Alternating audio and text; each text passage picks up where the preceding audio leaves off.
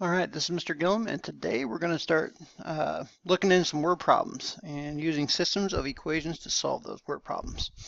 All right, so the big emphasis today is setting up the systems because we've been practicing and practicing solving the systems. What I really want to do is I just want to kind of walk you through how to set up the equations. Okay, let's start with Mark here. It says Mark sold 461 tickets for the school play. Okay, I'm going to underline that because that's going to be some important information.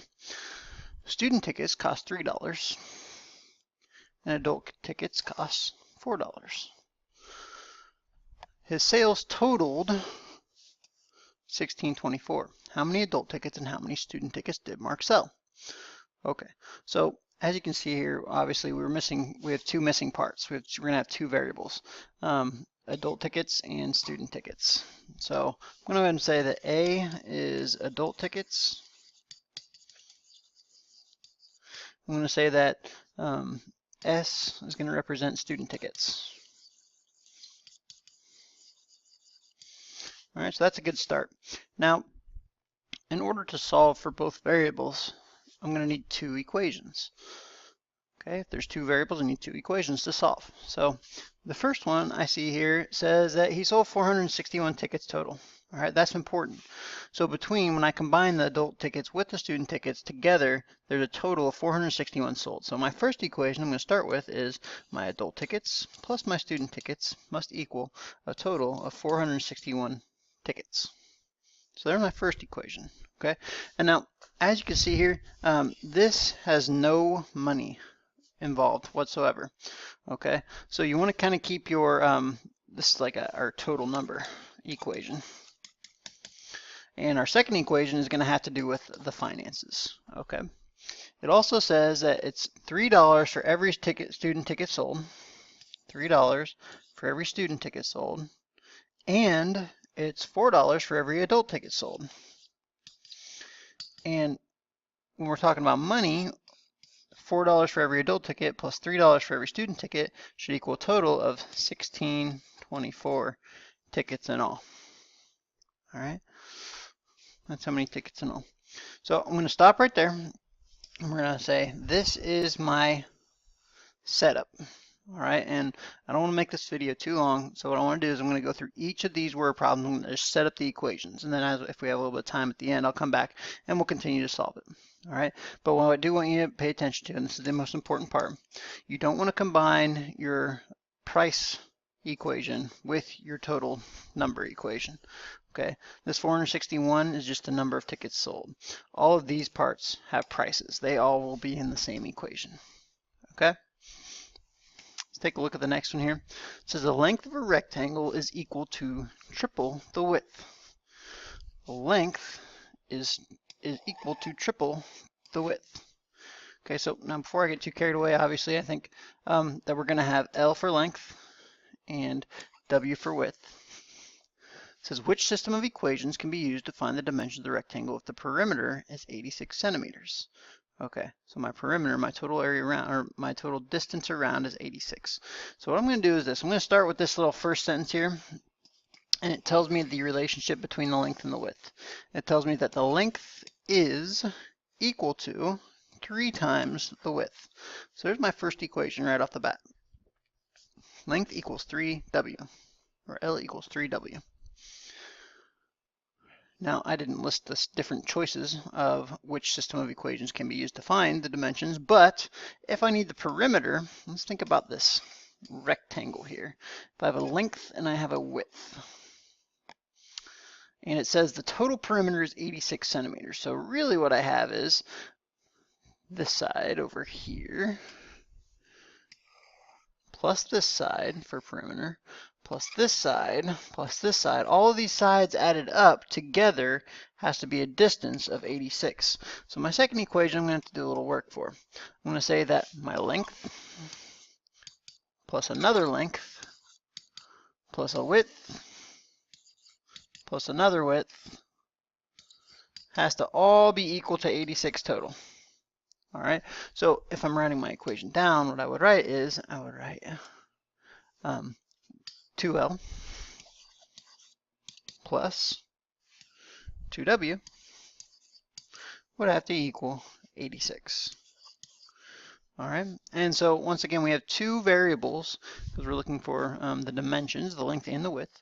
So we need two equations. All right. Now I'm just going to leave it like that for now, and we're going to come back and solve that here in a second. I just want you to get thinking of where these equations are coming from. The first equation, the length is equal to triple the width. Length equals 3W. The second equation, I had to do a little work for that one. We had to figure that one out. If we have a length and a width of a rectangle, we need two lengths and two widths total to make the distance around, because perimeter is the amount around, the distance around, which we knew in this case was 86. So the two lengths plus the two widths should equal the 86, and we simplified that equation over here. So now we have a system of equations that we can solve. You can use substitution, elimination, or you can graph. Graphing is going to be kind of tricky because it's going to be confusing which variable is x and which variable is y. So I would say for these, our choice would probably best be substitution or elimination.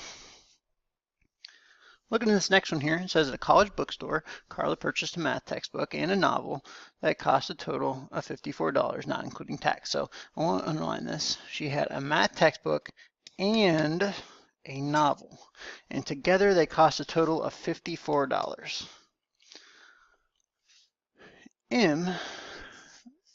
If the price of the math textbook, M, okay, so we're going to call math textbooks M, is 8 more than 3 times the price of the novel, N, okay, so I'm going to call him N, which system of linear equations could be used to determine the price of each book? So once again, we need to set up a system of linear equations.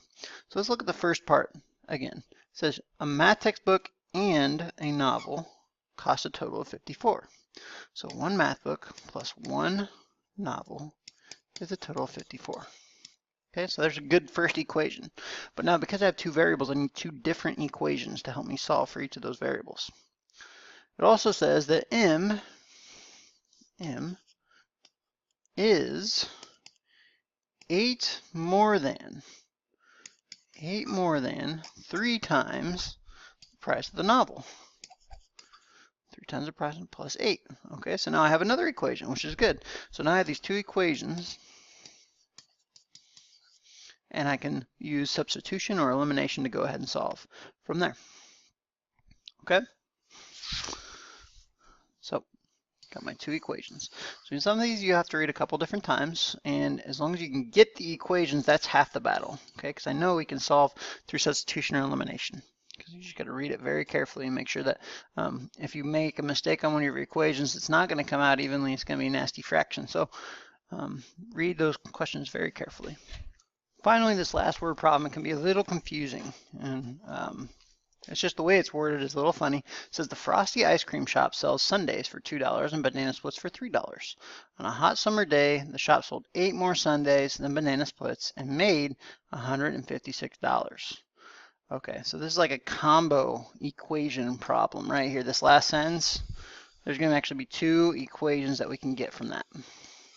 Okay, the first thing I want to compare is the total number of sundaes and banana splits sold. I just want to compare how many of each were sold. So I'm going to look at this part of the equation and say it says 8 more sundaes than banana splits. So I'm just going to look at this specific part right there.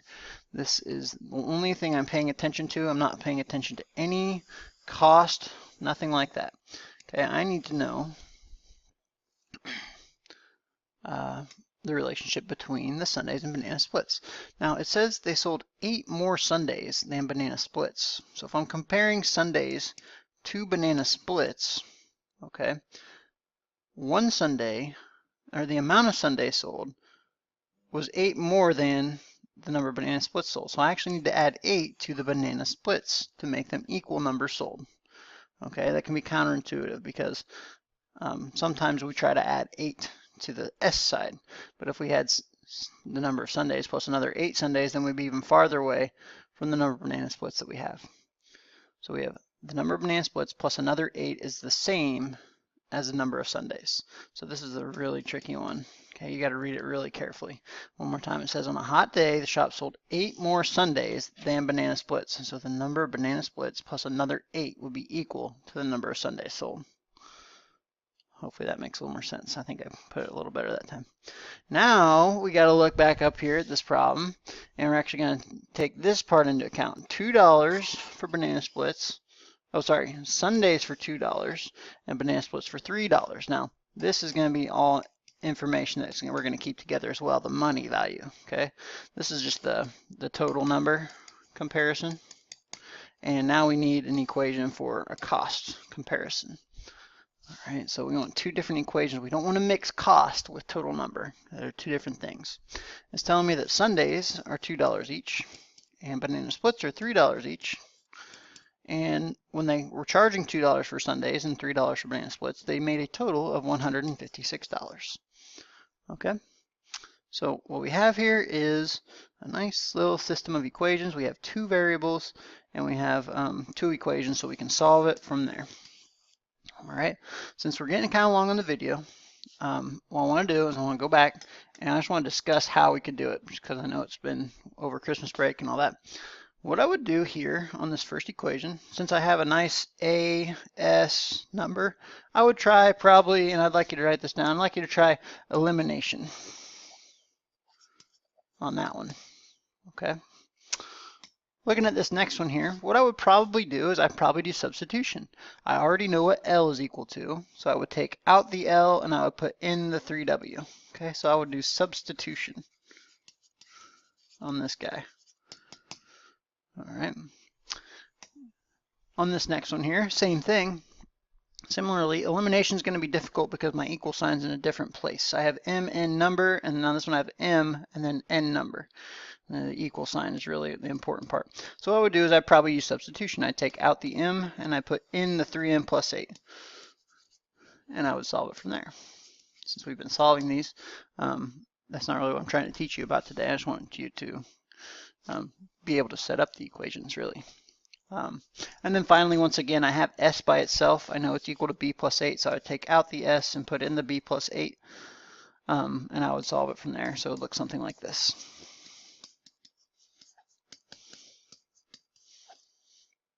And then I would distribute, combine my like terms, and solve for B. All right, you're not required to do any of that, but you will in class. We're going to go over how to do those again in class for substitution and elimination, so don't worry about that. The important part for today is just knowing how to set up your two equations so that you can actually solve the system. So that's it for today.